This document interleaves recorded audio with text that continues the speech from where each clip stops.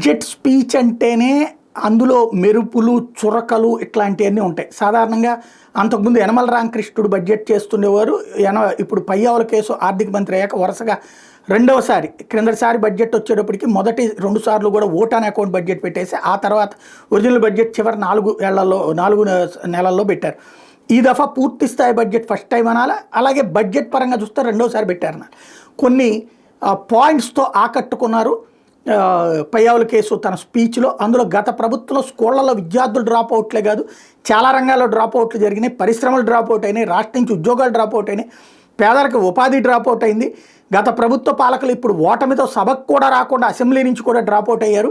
YCP ఎమ్మెల్యేల నేతలు ప్రజా జీవితం నుంచి శాశ్వతంగా డ్రాప్ అయ్యేటటువంటి రోజులు దగ్గరకు వచ్చినాయి అంటూ చురకలు వేస్తూ జగన్కి చురకలు వేసేటటువంటి విధంగా సాగింది ఆయన స్పీచ్. దాంతోపాటుగా ప్రధానమైనటువంటిది తన బడ్జెట్ ప్రసంగంలో ప్రధానమంత్రి నరేంద్ర మోడీని, అలాగే స్పీకర్ అయ్యన్న పాత్రుని, చంద్రబాబుని, డిప్యూటీ సీఎం పవన్ కళ్యాణ్, నారా లోకేష్ పేర్లను ప్రస్తావిస్తూ వాళ్ళు పలు సందర్భాలు మాట్లాడిన కామెంట్లను కూడా తన ప్రసంగంలో టచ్ చేసుకొచ్చారు. చెత్త పన్ను మీద అయ్యన్న కామెంట్లు గుర్తు చేస్తూ ప్రత్యేకించి అయ్యన్న అభిమానాన్ని కూడా పొందారు.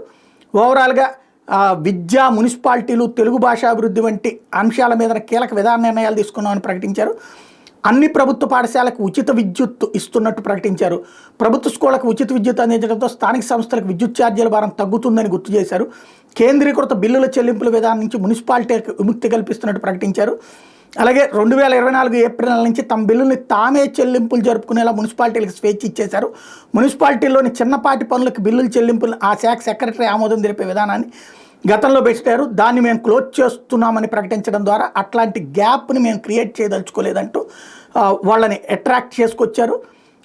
అదే సందర్భంలో క్యాపిటల్ ఎక్స్పెండిచర్ ప్రాజెక్టులు చేపట్టడానికి ప్రత్యేక ప్రణాళికలు రూపొందించామంటూ, క్యాపిటల్ ఎక్స్పెండిచర్ అంటే ఇక్కడ తెలుసుకోవాలి, పట్టిసీమకి మేము క్యాపిటల్ ఎక్స్పెండిచర్ పెట్టాము, అట్లాగే రైతుకి క్యాపిటల్ ఎక్స్పెండిచర్ పెట్టామంటే ఆ రోజున దాన్ని తీసుకున్నటువంటి రైతు ఎలా లబ్ధి పొందాడు అన్నటువంటి విషయం ముఖ్యం. అది ఇక్కడ సాధిస్తున్నామని ప్రకటించారు.